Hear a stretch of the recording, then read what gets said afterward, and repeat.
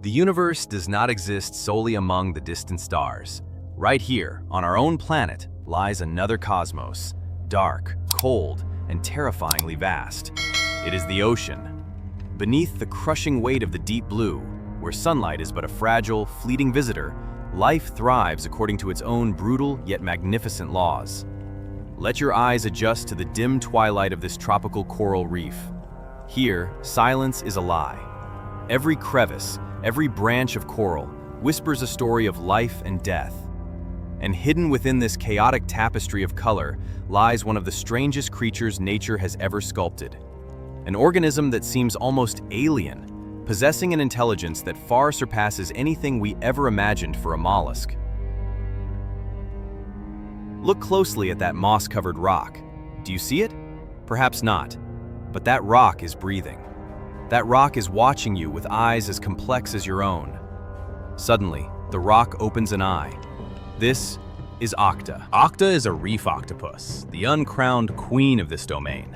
She is a masterpiece of evolution, a body entirely without bone, fluid as water itself, allowing her to squeeze, twist, and shapeshift in unimaginable ways. In her veins flows not warm red blood like ours, but a cold, copper-rich blue fluid called HEMOCYANIN, essential for survival in these oxygen-poor depths. To pump this thick blood, Octa requires not one, but 3 hearts, beating a rhythm of wild survival. But her most formidable weapon, the trait that makes Octa the true phantom of the ocean, is her skin. Watch this moment closely. As Octa decides to move, her skin begins a magical performance. Millions of chromatophores, tiny pigment sacs beneath the surface, receive commands from her superior brain. They expand, explode with color, and contract in milliseconds. She doesn't just copy color, she mimics contrast, light, and shadow. And it doesn't stop there. Look at the texture. From a smooth surface, Octa pushes up muscles beneath her skin, forming spikes and bumps, disguising herself as a dead piece of coral or a rough stone. She dissolves into the environment, vanishing right before the eyes of predators and prey alike. This is not merely camouflage. This is living sculpture. As twilight begins to stain the water purple, it is time for Octa to seek shelter. For a soft-bodied creature with no shell, the outside world is a death trap. She slithers toward her den, a narrow crack beneath a massive boulder. Observe her meticulous nature. Octa uses her flexible arms to sweep away shell fragments and excess sand from her bedroom. Then, with surprising strength, she gathers large stones, stacking them to block the entrance, leaving only a tiny aperture for observation and breathing. She is building a fortress. In the darkness of her stone sanctuary, Octa curls up, eyes wide and alert. Sleep for an octopus is never deep, for in the ocean, a second of negligence is paid for with one's life.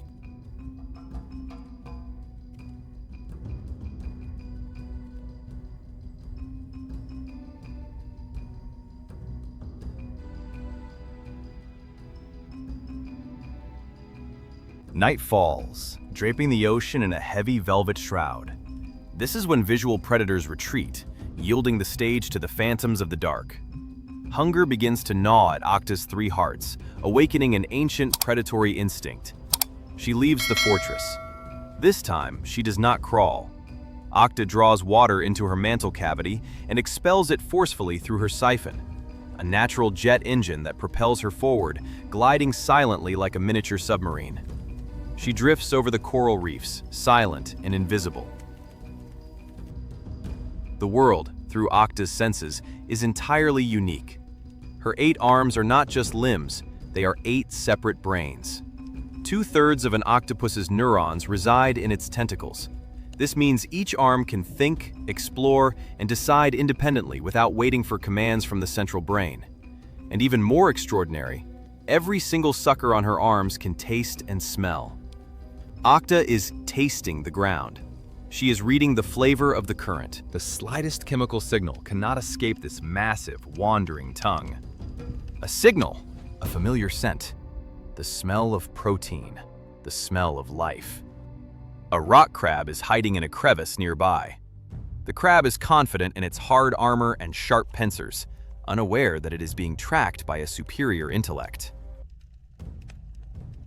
Octa approaches the target.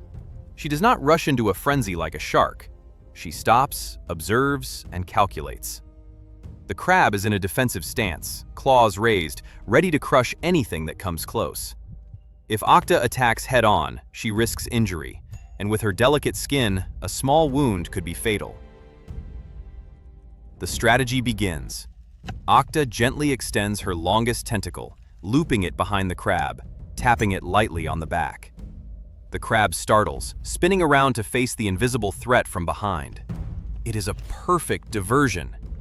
The moment the crab loses focus, Octa unleashes the decisive blow, the parachute tactic. She unfurls the webbing between her arms, creating a massive canopy that descends from above. Darkness swallows the poor crab. There is no escape. Trapped within Octa's tent of flesh, the crab struggles in vain. Octa injects a neurotoxin to paralyze her prey, then uses her beak, hard as a parrot's and the only rigid part of her body, to drill through the shell. The feast begins in the silence of the deep. On her way back after the meal, Octa stumbles upon a strange object. 2 empty coconut shells, discarded by humans. To a fish, this is debris. To Octa, this is a treasure. She does not swim past. She picks up the 2 halves, stacks them, and tucks them under her arm. She carries them awkwardly, burdening herself. Why would she do this? Because Octa plans for the future. She possesses foresight, a hallmark of high intelligence. She knows the path ahead is an open, sandy plain with no cover. These coconut shells, when needed, will be assembled into a mobile home, an armored tank allowing her to hide in plain sight. Long before humans discovered them, octopuses were already masters of tool use.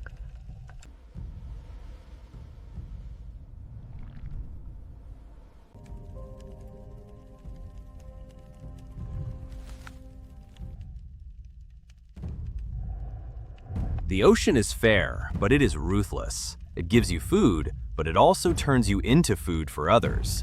Octa is intelligent, she is skilled, but she sits in the middle of the food chain. Today, Octa ventures further than her usual territory. She is crossing a vast seagrass meadow. It is exposed, with sunlight illuminating everything. A sense of unease ripples through her muscles, and that fear becomes reality. From a dark, gaping hole, a long, serpentine head lunges out. A moray eel, the nightmare of the octopus. With razor-sharp teeth curved backward like fishhooks, and a sense of smell thousands of times more sensitive than a dog's, the eel is a killing machine specialized in hunting octopuses. It can slither into the tightest crevices where octopuses hide. Octa has been spotted. Her scent has betrayed her. The chase for survival begins. The eel strikes like an arrow. Octa activates her jet propulsion, shooting away. But in this open water, her speed cannot outlast the stamina of a fish. The gap is closing. The jaws of death are inches from her trailing tentacles. Octa needs a miracle. So, she creates one.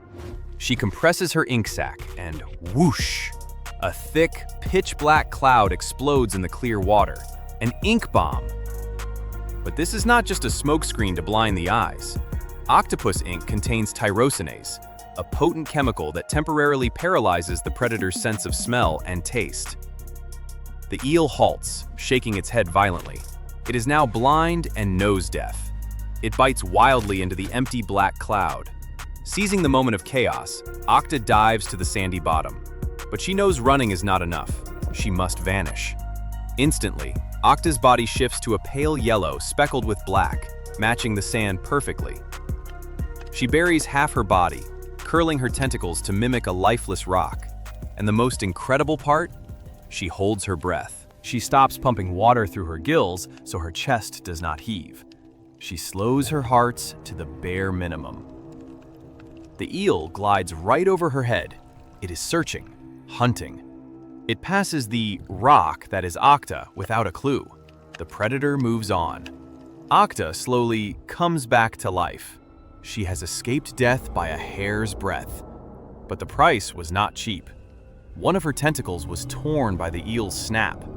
blue blood leaks into the seawater. The pain is real. But nature takes nothing without giving something back. Octa possesses the miraculous power of regeneration. Stem cells within her body are already at work.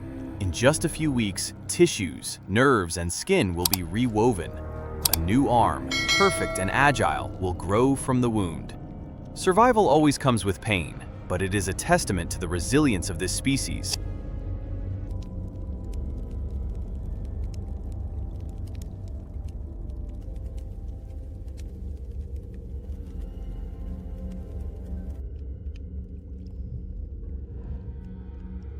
Time passes, and the warm currents return to the reef. Octa is now a fully grown adult, massive and seasoned, but her biological clock is ticking its final seconds. The life of an octopus is a tragic sprint, usually lasting only 1 to 2 years. The call of nature rises, louder than ever before. Octa finds a mate. The mating dance is gentle and cautious. The male uses a specialized tentacle to pass a sperm packet into Octa's mantle. After that brief moment, they part ways forever. The male will swim off, and death will claim him within weeks due to exhaustion. As for Octa, she begins the most sacred and tragic journey of her life: motherhood. She seeks out the deepest, safest cave, where the current is mild and predators cannot pry. Here, she lays her eggs, thousands of them, tiny, translucent, white like grains of rice, woven into long strands that hang from the ceiling like curtains of pearls. 50,000 eggs, 50,000 tiny lives. From this moment on, Octa renounces her right to live for herself. The maternal instinct consumes her entirely. She never leaves the cave again. She does not hunt, she refuses all food. Even as hunger claws at her insides, she stands firm at the entrance. Her duty is to protect and serve. Octa uses her tentacles to gently stroke the strands of eggs, keeping them clean, free of bacteria and algae. She uses her siphon to blow constant streams of oxygen-rich water over the brood. She is a ventilator, a shield, a devoted guardian. 1 month, then 2 months pass.